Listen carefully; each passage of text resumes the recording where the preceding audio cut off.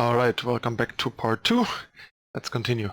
So first we have Ether Gust, the other like color-based hoser. This one hoses red and green, they all hose their like enemy colors. And yeah, it's an instant that puts a permanent of those colors on the top or bottom of their library. So this is super powerful, especially for blue that usually doesn't really get removal, and now it gets instant speed, 2 mana, semi-permanent removal for any permanent that has those colors, including planeswalkers and whatever else. This is amazing. Like, this card is really, really good. At first when I saw it, I thought it was only top, but at closer look I saw it's top or bottom. So if you want them to draw it again to gain tempo and trade 1 for 1, perfect. If it's something you don't want to see anymore, you just bottom it. Having so many options and being so flexible and so cheap is amazing. It's a great sideboard card, and we're already seeing it in decks that can support it. In limited, this still is pretty powerful, so a great sideboard card, and there are formats imaginable where most decks have one of those 2 colors, and then it's even a main deckable card, because I think it's powerful enough that when it's usually live, and the few cases where it isn't, it either doesn't matter or you have a way to get rid of it, that yeah, it's main deckable potentially in specific limited formats. Next we have Air Elemental, not much to say here.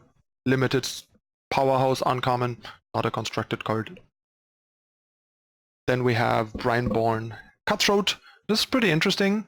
Like, this seems like an interesting card for mono blue in standard. Like, we're seeing a couple of interesting cards for mono blue, I think, in this set.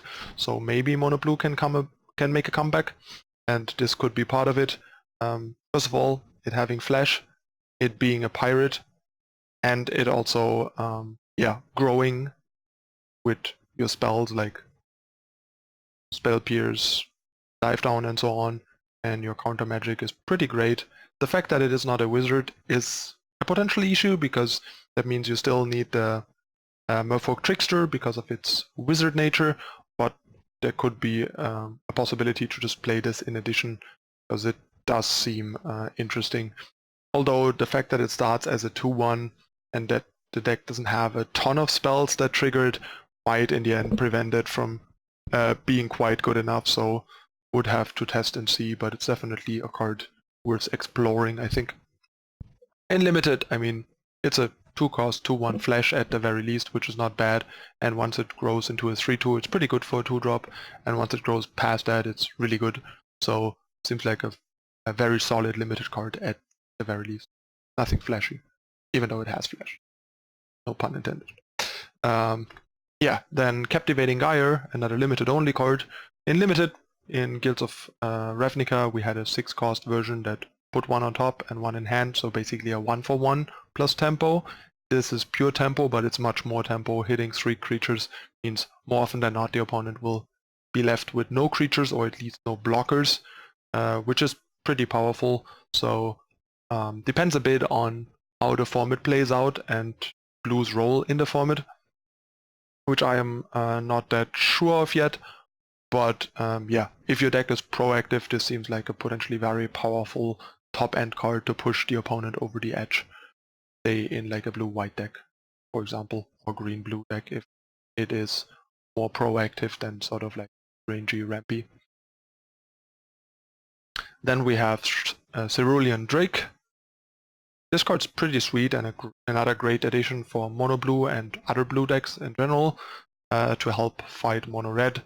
It blocks any of the creatures, even threatens to kill some of them, counters their biggest burn spells, hitting your face, so kind of like does double duty there of keeping you alive early and then preventing you from getting burned out later, which is great.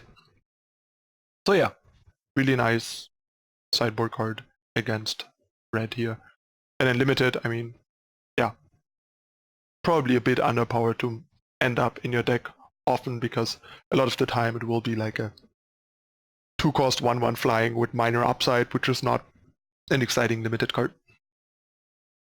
Then we have Hardcover, another aura. So yeah, creature gets +0/+2, and turns into a old school looter.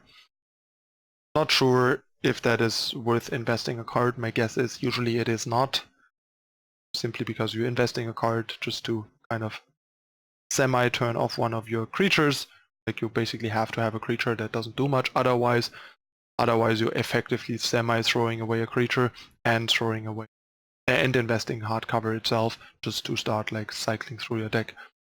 And the extra toughness is nice in the sense that you can kind of use a creature that's not good at blocking, then to block and post-block use the looting. So I could see this being okay as a one-off in limited, but not that great probably, because it costs you a whole card and requires a creature. But yeah, looting is pretty strong, especially in limited, so this might still be pretty good because of that. Not a constructed card though. Next we have Portal of Sanctuary. This is not quite Crystal Shard, but it's poor man's Crystal Shard. Basically also costs 3, and instead of blue to activate, it costs 1 colorless to activate and costs 1 blue to cast. That's flexible. And the downside is though it can only be activated during your turn, at least instant speed during your turn, so at least on your turn it kind of protects your stuff.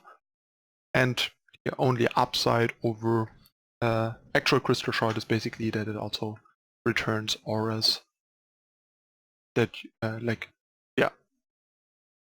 on the creatures, which is not 100% upside. Like, you can't really use this to rescue a creature from pacifism because you just give the pacifism back to your opponent.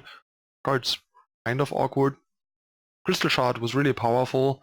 This plays out fairly different, and a lot of the aspects that made Crystal Shard so powerful aren't present.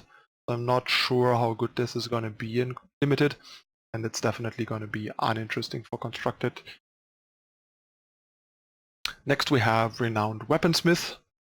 2 cost 1/3 is okay, nothing great, but not terrible. It's not a useless body, especially for a creature or its text rather than body.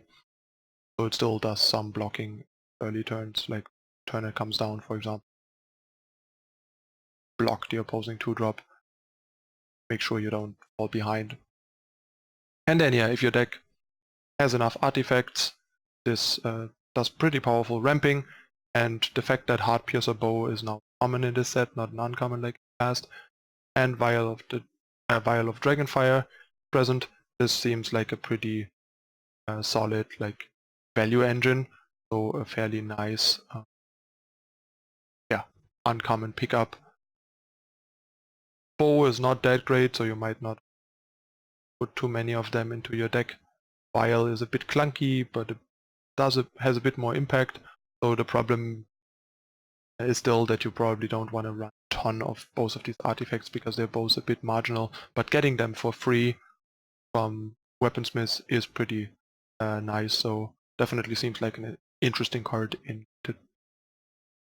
Then we have Scholar of the Ages, a 7 cost 3/3 that basically, instead of the typical like Scrivener type card, for 2 mana more, gives you a second activation, returns you up to 2 instant or sorcery cards instead of 1, and we get the extra +1/+1 in stats.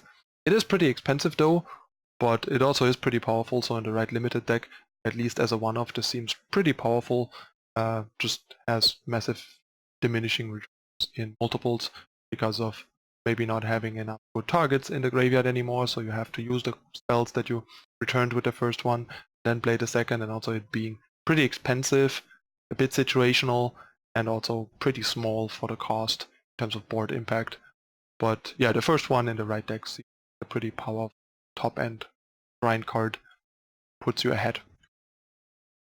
Clearly not constructed relevant. And last but not least for part 2, we have Spectral Sailor. This card is super sweet. First of all, it's a spirit for like some of the spirit synergies we already talked about in the white part.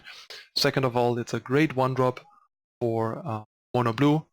It has flash, which is amazing, especially if you consider cards like Spell Pierce and Dive Down, giving you something to do with that 1 mana if you don't need it anymore at the end of turn, in addition to Opt. Also is an opt, and making it harder for your opponent to predict whether or not you have like a creature followed by an obsession.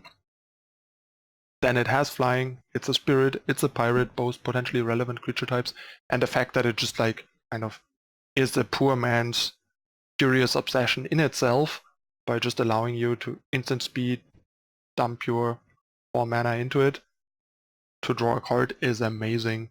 So this card is insane, and if this would have been around at the peak of Mono Blue, the deck would have been utterly busted. I think now maybe this can help to bring it back.